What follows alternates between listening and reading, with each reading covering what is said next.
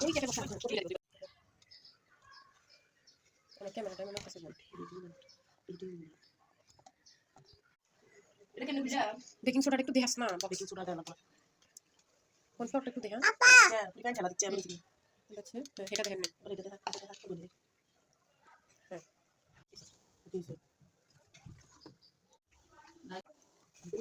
আর এটা একদম কয়দিন করছি কপি দিতে আমি তো আর কাছে যাই তারা ভাই দিলা কেন নাই দিলা আমার চল নিচে রাখা দেখতে